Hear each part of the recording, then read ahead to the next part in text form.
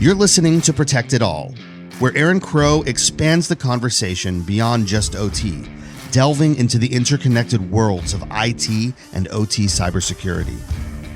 Get ready for essential strategies and insights. Here's your host, Aaron Crow. Hey, welcome to Protect It All. Today, we're going to have some fun talking about an event that we have coming up, the Lone Star Cyber Shootout 2025.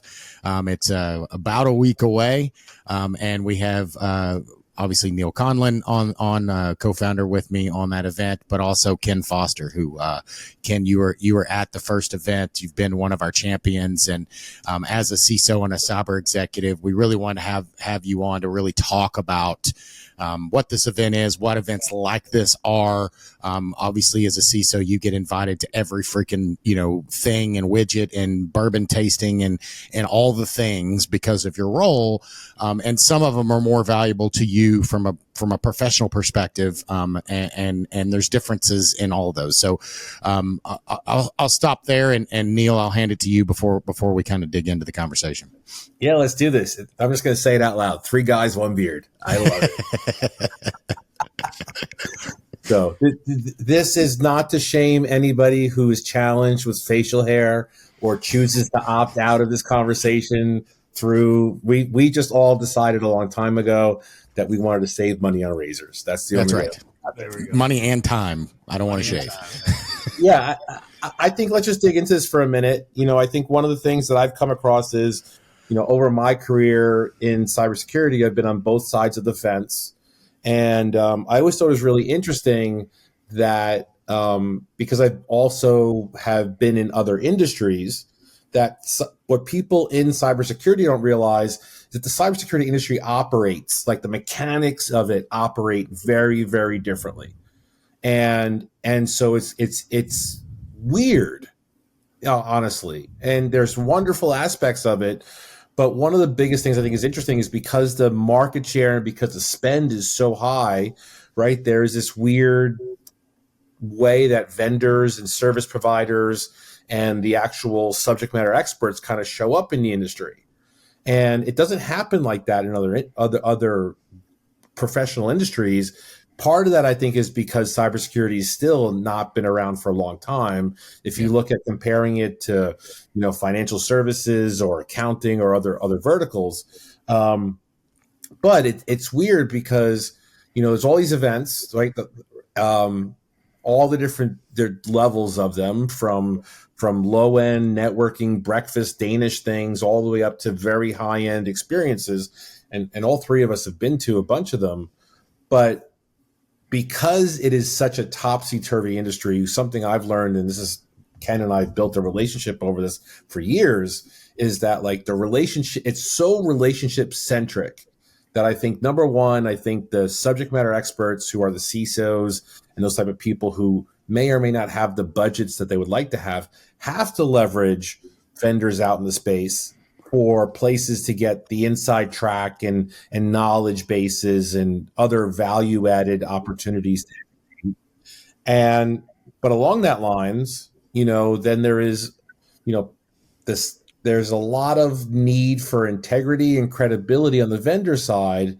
And yet when you get to the CISO world, and I've been part of this multiple times, is for some reason people don't talk about like, hey, if that salesperson or business development person runs an event, let's just say it's a bourbon thing, just because that's a pretty popular one. He gets his 20 people to come because that's the number he's committed to. 10 of these people tell him, call me next week, we'll start a POC, or call me next week, we'll have a conversation. And then half of them ghost. Like, that guy might lose his job in 6 months because he didn't hit his pipeline. Right. And now he's, instead of investing time and effort and resources into people that are of a high integrity or relationships, he's now invested that into people who have not done that. I've actually started a list. At one point I laughed and said maybe I should publish it, of all the CISOs who have told me one thing and then done another thing. And I question that because there's people in this industry, and then I'll move over to Ken here a second. If you look at Phil Venables comes up for me, the cyber leader at Google. The guy just operates with such a high level of integrity. Malcolm Harkins is another one who Malcolm and I worked together for a period of time. And the guy just operates with such a high level of integrity. Karen Wurtzel, Ken Foster, you're one of them. Tom Maldonado at the NFL. Like, these are people who literally show up online and show up the way they do in person. And I think we need to improve that. I think part of our event series is opportunities for people to build these really mindful and intentional relationships. And we need more of that. Yeah. Ken, what do you think from your side? Yeah, I mean, 100%. This role is all about relationships, right? And not just the vendor relationships, but when you ultimately are in the seat and in your business, it's about the relationships that you're building internally too. So you have to have that integrity and have to be able to build relationships to be successful in the CISO seat. Just it is. I mean, like we said, I'm between roles. I'm interviewing for a couple of jobs right now, and both of those jobs, I didn't apply for them. They came from my relationships with other people. One of them and funny enough, both of the guys used to be on my side, CISOs that got me in these, and they're both on the vendor side now. Right. But they're the ones who put me in front of the customers they're doing business with to say, hey, this is the guy you should talk to because you get a CISO role.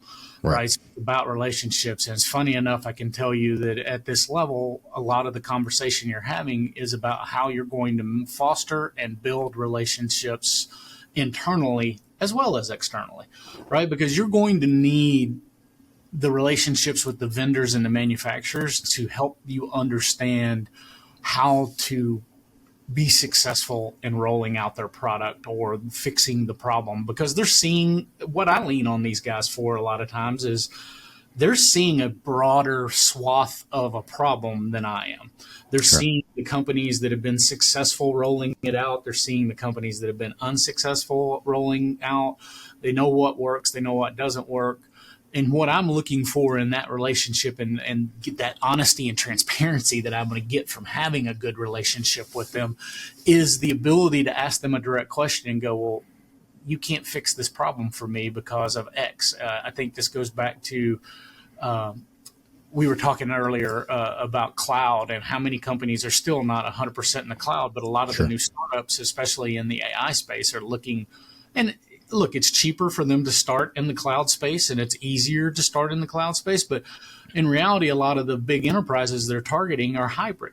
They have a lot of stuff on-prem still. So how are you going to, what's your roadmap? Being transparent on what's important to you. How many customers is it going to take for you to have a conversation to say this is an important feature set for us to add? And when is that going to hit my pipeline? Those are the kind of questions you should be having that conversation. To take this back to like the event, now you get to sit down with CEOs and leadership at these companies, these startups, and have this open conversation because they're giving you insight into why they jumped into this and why they're doing what they're doing, what their thought process is about it. And you can give them your ideas about what my thought process is, why I'm leery of your product, why I don't think it's, or I can tell you, hey, I know somebody else who rolled your product out and it didn't work well. So, and you guys talk about how you're building your list of people with that. I mean, I'm part of a couple of CISO groups. They're smaller and they're regionalized, but where we actually have the discussion about companies that have done us well, companies that salespeople that have treated us well. 100%. Conversations about the people who haven't treated us well or who we won't do business with because of integrity. And then it's funny enough, I go to a lot of events because I speak at a lot of them, but I'm asked to come, and I'm asked constantly to help get those 20 people to the dinner. To get people to come out there. And hey, I've got good relationships and I don't have a problem inviting people to it if I trust that it brings value. And for me, an event that brings value gives us time to have the conversation we're talking about, to build a real relationship, because that relationship with another CISO or with a manufacturer means that down the road, if I'm having a problem that I think that I need to ask you about because I heard you mention that you dealt with this, I've got your cell phone now. I've got your direct connection now. I can reach my phone up and go, hey, Neal, I'm dealing with this issue. I've seen a couple of these products out there. You know somebody here, you know somebody there. Get me in contact with them so we can have a private discussion that doesn't get blasted across the public airwaves, so I can make myself intelligent about this or get the right answer. That's the value of these kind of events, to where we get to spend that quality time with a smaller group of people. Look, going to RSA or Black Hat where there's 40,000 people, great. It's a fun boondoggle of an event for the most part, where I'm going to eat way too much food, drink way too much bourbon, spend way too much time walking around the floor looking at way too much sensory overload stuff that I'm going to have a hard time translating in. And then I know I'm going to get hounded for the next 6 months on, you stopped by our booth. No, I didn't. I was just on the list that you got provided to you. That's right. I just got the socks. Yeah. Yeah, you got socks, right, or something like that. You had a cool pair of socks, and I have a collection of vendor socks because I'm gonna have somebody make me a blanket out of them one of these days, of all this big box of vendor socks. I get them all for my daughter. My daughter loves the socks, so I always get the socks when they're available. And Shout out look, Sydney. I think when we go back to integrity, I think if you're there just to collect the socks, just be honest and tell them, look, I have no interest in the product. I just want your socks. Yeah. Or I have no interest in this. I just want the Yeti cup. Right? Correct. Just tell them that they're not going to it. Some of my long-term relationships with the manufacturer side, and it's led into a couple of board advisory roles for me, is because the first time I ever met the person, I said, I love the thought process of what you're doing as a business, but you're not able to help me, A, because of your size, B, because of what you're doing. Whatever it happens to be. Whatever it is. Yeah. I was transparent with them and told them, you can't help me. Yeah. But I like what you're doing. I like how you're approaching it. I'm going to tell other people who may be the right fit for you. Sure. Talk to this person. Yeah. That's led to some very long-term relationships that I've had with companies and with people. It's led to the relationships that I have with a lot of other CISOs out there. Yeah. It's led to Neal and I's relationship that we've had for a long time. And you know, it's because we have that honest conversation and go, yeah, I don't have a use for you. Or maybe down the road, when I look at my next budget cycle, and this is what I try to tell a lot of people too, is like, look, you can have the most amazing cybersecurity product I've ever seen on the market. It is the thing that's going to solve some problems, but you know what? I don't have that problem right now. Or you hit me, it's January. I just finished my budgeting cycle in December. I didn't think about this. I didn't think about this. Yeah. I'm not buying it in the next 3 months. Yeah. Well, also, Ken, let me just jump in there for 1 second. Yeah. Because I want to go back to something you said and capture it for a second. You know, we've all walked the booths at the conferences, and they serve a purpose, right? Right. But I very clearly remember being at one RSA where attack surface management was like the thing. And literally you could go booth to booth to booth to booth, and they'd be like, so what do you guys do? And they'd be like, we specialize in attack surface management. And you literally go to the next one. We specialize in attack surface management, right? And I think, you know, the market is so competitive that you have to be in these think tanks and come up with these marketing buzzwords. But all three of us know that at some point you're going to get into the weeds with some tech, and somebody's going to go, the real secret sauce of what we do is A, B, or C. At some point, once you get past the marketing, they're going to say it's our team, it's our IP, it's our data, whatever the thing is, right? Right. And more than anything, I think what I've experienced at these events that we've done is that conversation gets expedited very, very quickly, and that conversation gets remembered because it takes all of us as humans a little bit of time to like unpack past our own personal marketing and things we're going to say. And if you're sitting there, you know, 3 or 4 hours into the day at an offsite with the right people around you, you're going to have those secret sauce conversations, and you're going to walk away very quickly and be able to be like, number one, did I like that person? Do I want to work with them in the future? Number two, do they have some kind of secret sauce thing that makes sense? And then number three, like, will I actually remember the event? Because all of us have been at events and you've been like, I think I had a great time. I barely remember the food, barely remember the people, and I barely remember the conversations. Well, and you go to Black Hat or RSA, and again, I love them. I go every year, and I enjoy my time there. But Ken mentioned the swath of emails and reach outs that come after that, and they're like, "Hey, you stopped by my booth." I don't remember stopping by your booth. Maybe I did, maybe I didn't, but it wasn't memorable, like, because I stopped by so many. There's no way that I'm going to get deep level conversations. A few that I'm really interested in, yeah, we'll sit there and have a conversation and do a deep dive, but most of them are just, yeah, I saw that, but I saw 1,000 different of those things, and none of them really stood out, or most of them don't stand out. And it's really why we've decided to do something different. And again, it's not to take away from Black Hat or RSA. I think they have their place. I know they have their place, but it's not the real focus that we're trying to do here, which is, yes, the tech is great. We've got some amazing sponsors that are bringing some amazing tech, but Ken hit something really, really, and so did you there, Neal, is behind the scenes, right? It's easy to have the marketing people show up and get the glossy and say, "Oh yeah, we can do that." I've been a vendor. I've done that. Yes, we can do that. And also in the back of my mind being like, I don't think we can actually do that, but we're not going to tell you that we can do that. Absolutely. Here, sign the SOW. But when you get beyond that and you build those relationships, and it's not about sales and it's not about any of that stuff, and you're really just getting down to the meat and potatoes of, we're all trying to help each other and build relationships and be, because we all know, yeah, maybe I sell you, it's that used car deal. If I may sell you one car, but I'm never going to come back to you again if it was a bad deal. Whereas if I treat you well, I may buy the rest of cars for the rest of my life, and my kids' cars and my wife's car and everything else, because I trust you. You built a relationship. That's a difference between, a one-hit wonder and, the Rolling Stones, right? It's they continue to build those things that are reliable and capable. And that's the difference here, is building those network, having that truth and that honesty and integrity to say, to your point, Ken, I'm not interested. Your product is really cool, but I'm not a buyer. Don't waste your time with me. I'd love to talk to you about it, but don't think I'm going to buy in the next 3 months, because I'm not.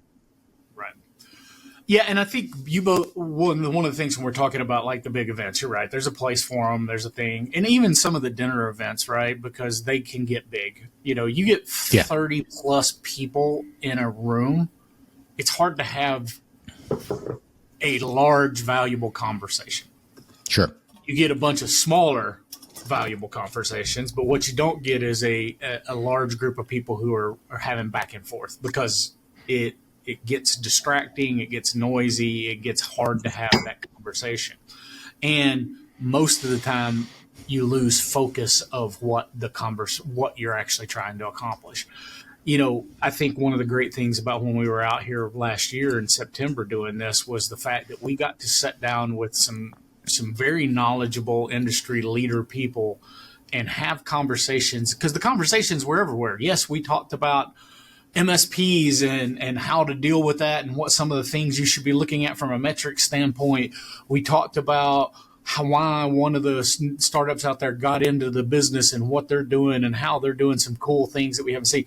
But then we also sat down as a bunch of leaders on the security side and talked about retention and the problems we're having with getting people and getting our junior folks to go out and build some learn the relationship building and the soft skill piece of this, and how we're using this stuff as a retention mechanism for these people. So the conversations we got, because we had time.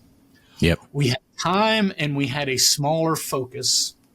We were able to have more valuable, and we let the people in the room guide the direction of the conversation. It wasn't overloaded marketing. It wasn't trying, and I laugh about you talking about attack surface management, because I'd made the comment at this past year's RSA. I was like, I wonder how many banners I wonder how much money got spent the last couple months before RSA to change all the banners to add something that said about AI. Because you walked in and everything said AI on it, and you looked at it and you go, I know your product. I own your product. What the hell are you doing with AI? Because you're not doing anything with AI right now. Now, you may have it in your roadmap, but because of this think tank thing, everybody went, you better have AI in your marketing. Yep. Now, could those people have a deep dive discussion with you on the floor? Probably not. Could you maybe have a deep dive discussion in the other RSA, which is the hotel room meetings? Probably. But, it's still dependent on who they had in there and who you were talking to. But you still don't get to spend the time, because it is such a commitment of time to sit down and have a deep, meaningful conversation and build a long-term relationship. Whereas a smaller event like what you guys have put on and what you're trying to accomplish here, that's the value I get out of this, is it is getting into this. We really get to spend time together. We're also getting to do some cool stuff, but you know what? We get to spend a few hours talking about security, take a break, go shoot a gun for a minute, and have some good food, some bourbon. Good food, some good bourbon. But you're also continuing the conversation with those guys out on the range doing something, or at dinner. You're having the conversation never stopped. That's the interesting thing about an event like this, because you're spending an entire day together, a small group of people that you're getting to know each other. And because you're getting to know each other, you're having a conversation that doesn't stop. I'm still having conversations with some of the guys that I met for the first time at that event. Right? Well, when you spend 8 hours with someone and you're eating together and you're doing an activity, whether it's shooting or golf or whatever the thing is, right, it's well beyond just work. Like, yes, we have the intricacies in the beginning, and we definitely talk about work, and we introduce ourselves, and we talk about all of those things. But you also talk about your kids and your wife and your dog and, your hobbies and your likes and your dislikes. And you get beyond the surface level 5-minute conversation, elevator pitch, and you get to know the person a little bit better. And that helps you to retain that. Remember people's names. Right. And something about them, more than just their name, but also a little bit about them and who they are and what they like. And it's going to help you. You mentioned, in between jobs and roles. And, I as Neal knows, I was, in between roles a year ago today. And same thing. Like I got reached out to by many people, and I didn't apply for a single job. I had jobs coming to me. And it was because of the network that I had created and built over time that happened. And it's super important because you never know what's going to happen. Tomorrow is not guaranteed, and you never know when you're going to be changing shifting, wanting to go in a different direction or needing to go in a different direction. And that these are all those connections. It's a small industry for sure. It is. Yeah. And, I think it also gives you the ability to build the relationship too with a couple. Like, I know we had a field CTO there from one of the brands. We had a CEO from one of the brands there. You're getting to build a connection with people that you may not necessarily always get to build a closer connection with at these larger events or in the 3-hour dinner as they pass through town. Because, their sales team, their local account execs are trying to build value for the person visiting town. So that guy or gal is going to meet 30, 40 people in a day, or the 2 days they're in the town they fly through. It's hard to build a real relationship with somebody at that level in those larger companies. That's just passing through town and you're getting to meet them for one time, right? Because they hopefully, maybe you got to have an hour meeting with them. They got some notes and they'll follow up with you down the road. But if you've spent a day with them and got to pull them off to the side and go, I'm a customer of your product, and these are some of the issues we're having. Can you go back to your team and look into this? And they're going to follow up with you because you've built that better connection. And that's the key to this kind of stuff, is that just that real personal connection. It's not a passing, oh yeah, I know so-and-so. You met me one time. We spent an hour together I remember your face, but I probably don't remember your name. Right. And I maybe remember the company you work for. But I tell everybody, I said, I'm horrible with names till I get to know. I meet so many people. I'm horrible with names. I remember faces pretty well, but I'm horrible with names. Yep. So, if you ever meet me in person and I don't know your name, forgive me. It's not you. It's everybody I meet that I don't get to know for a little period of time. Yep. But like I said, out of this event, I pretty much remember everybody's name from that event. And it was a good, tight-knit group, and it was really enjoyable, and I got a lot of value out of it. That's why I'm coming again, right? Is because there was value in it for me. Where I go to a lot of other events, and I'm like, I don't know if I'm ever going to do this again. And there's a few that I've told them, I'm like, I'm never coming to this again. It was free, and you got bourbon, and it still isn't worth the cost of admission. It's still not worth the cost, right? It still wasn't worth the cost because, you realize it was a complete waste of time. And this is, I think, one thing that was interesting too. We were talking about things that I haven't heard rehashed 500 times. Right. Because we had a diverse group of people there that were bringing up topics that we don't necessarily in a certain area or a certain group of people that you're around all the time, you tend to kind of regurgitate and have the same conversation a lot. You were getting a broad enough spectrum of people that you were getting a unique perspective on topics that you don't always necessarily have a conversation about. Like I got to have some great conversations with some local folks out of Austin there who had not been in a large enterprise space and a regulated space, and they were asking questions about some things that they had no experience with, and I was able to provide some guidance on. And they were bringing up issues that they were having, and I was like, boy, I hadn't thought about people having that issue still, because it's not something that we had to deal with in the enterprise space, right? It was something that was very specific, and it's but then you catch a nugget off of it and go, oh, well, yeah, maybe I need to think about this with my own team. Yeah. Or maybe I need to think about this when I'm recruiting people. Maybe I need to look into this industry because these people are bringing a unique perspective to the team and could bring in that diverse thinking. Yeah.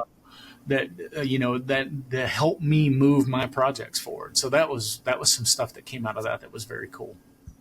Well, and I think you hit on an interesting point, Ken, because I like to kind of pride myself on staying on the cutting edge of what's coming. But the thing that I realized last year, and that has been a catalyst for our events, is this is a resources thing. This is a resources thing, right? And the way that I look at it now is, I remember 2-3 years ago when everybody was talking about how there was such a huge need for cybersecurity people. Like the market couldn't meet its needs for jobs. And then all that really did was expedite a bunch of AI things. And suddenly AI tools are eating level 3 work all over the place, right? Now, if you are a person like you're the prime example of this. Aaron and I were talking about this actually yesterday as we were getting ready for this, right? I think I've seen you in the last few months where you've been looking for your new role. I think I may have seen you post once or twice that you were actually looking for a new role.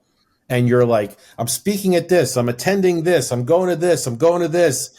And people are like posting, Ken Foster is this amazing person. Ken Foster is this professional subject matter expert, right?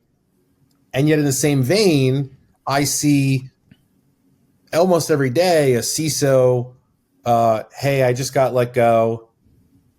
Their last name isn't even available on LinkedIn. They've got no profile built out. And clearly that person has spent so much time stuck on the keyboard in their role that now they've lost the resource of having the relationships in the community, and transparently probably pissed off a few people in the grand scheme of things.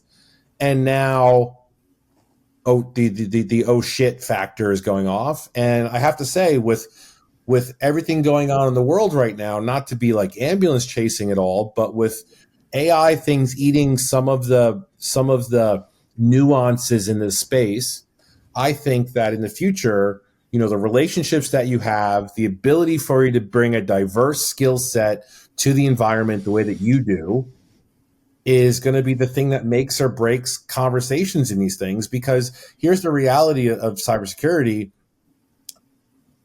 Every tool that someone buys is going to break, not be deployed the right way, not have a setting on. Something's not going to go as planned. And it's those relationships that you have and that trust that you have with people that's going to determine whether or not people get hired or fired in the future. It is. And I mean, I think your ability to execute on whatever your strategy and whatever you're doing is the key, right? Because yes, I think relationship building, and everybody asks me why, you bring that up. I have had a lot of people say, man, you're staying pretty busy for somebody who's not working. And I was like, well, I said, the reason I do that is I said, it keeps my name out there, right? Yep. It is about keeping those relationships up. It's about making sure that people know I'm looking for a new role.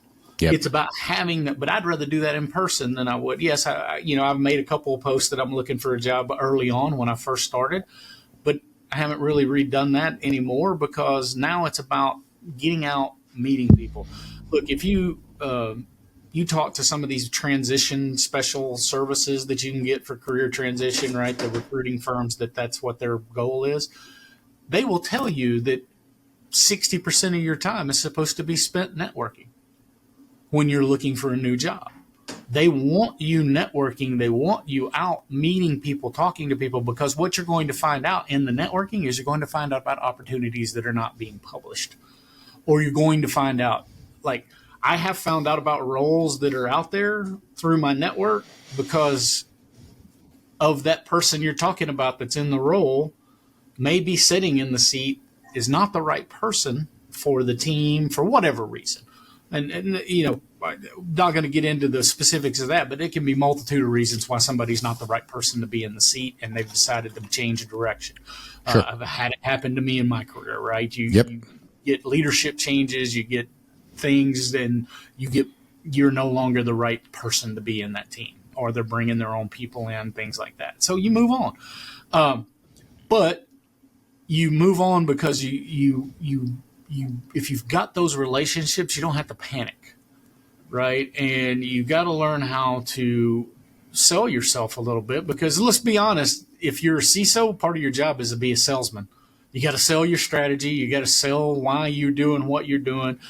But you've also got to be able to have conversations with people in a way that they understand what value you bring. And by that way is by listening to people on what their concerns are and listening to where they're having pain points, and then being able to translate what you can do into whether you bring that business value or you bring that to them.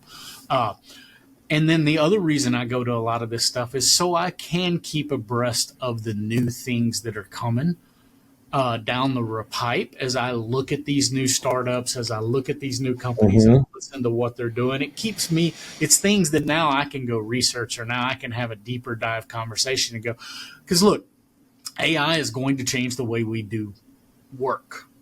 It's not going to eliminate work. It's Sure. going to change the way we do work. I think it's going to make us more efficient on some of the tedious, lower level analytical data driven work that we have to have people spending 3 weeks to put together a damn one week of a display. AI is going to do that for us once we get the models built right.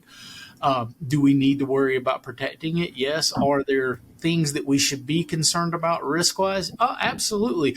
Is it as big a deal as some people have made it out to be? I argue that if you already have sensitive data and you're worried about AI putting it in the cloud, weren't you already supposed to be blocking it from it being put out into the public? I mean, let's be honest here. It's a data security problem. It's an access control problem.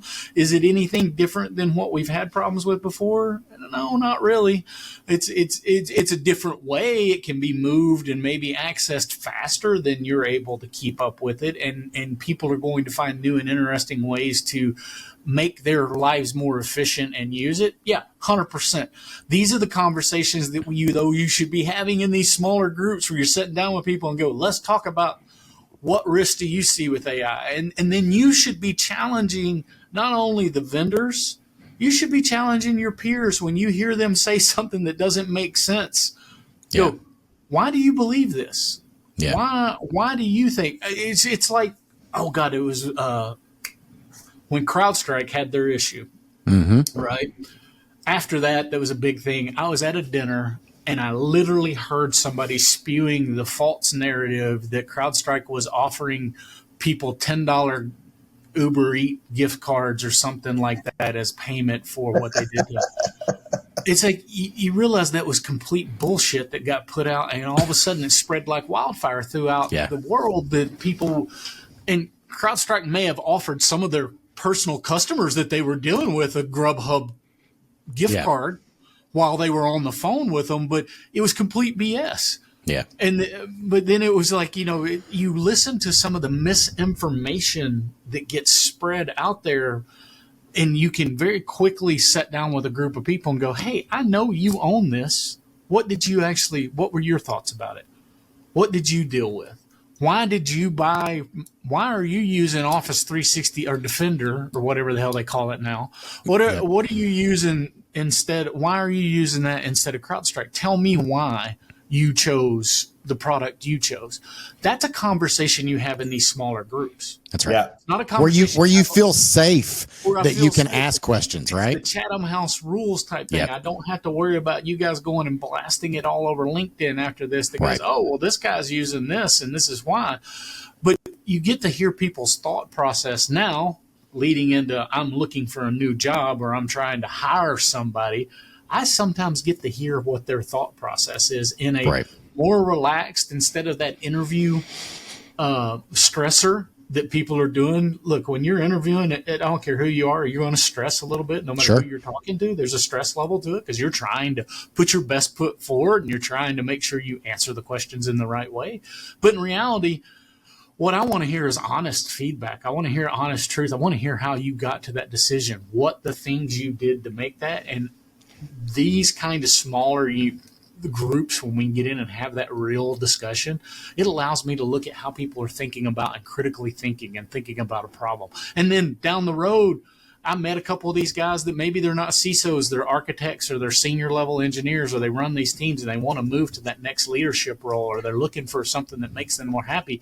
Now I've got a list of people I can go, I know this guy. I like the way he thinks about things. I like his personality. We gelled.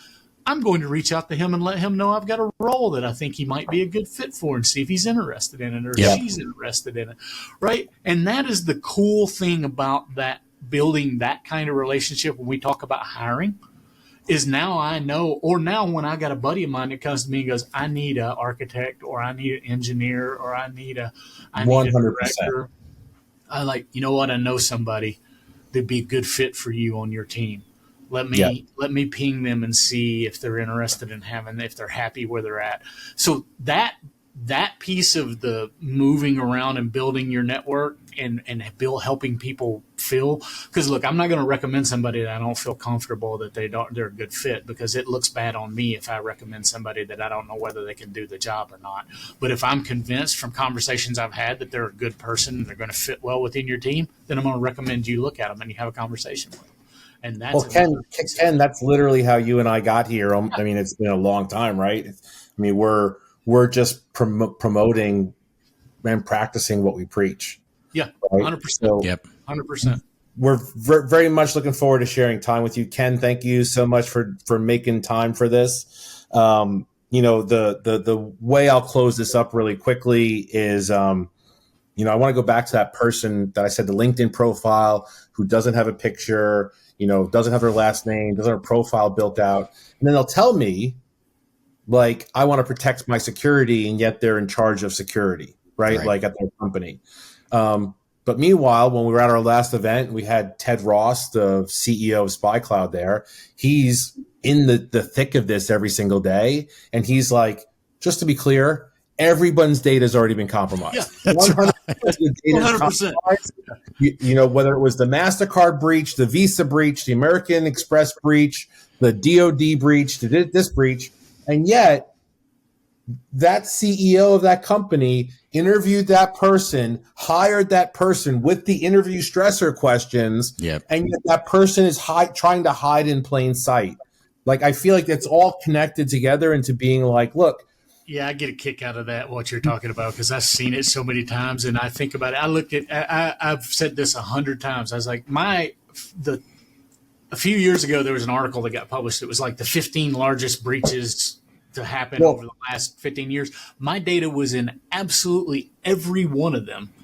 And I told everybody, I said, I think the hackers have come up with either I'm a honeypot because my data shows up everywhere all the time, or they've looked at it and decided there's just no value in it. But I mean, I've lost my DNA information right through the DOD, but everybody's information's out there. Everyone's out there, right? And even if you're on LinkedIn and you're a CISO and you think you're hiding from somebody, or a security professional that you're hiding because you don't have a LinkedIn presence, guess how many sales databases are out there that people are buying that has all your information in it?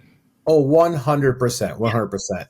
So if you are in the area or want to be in the area on January 16th, we're going to have a dinner at the Vineyard in Florence.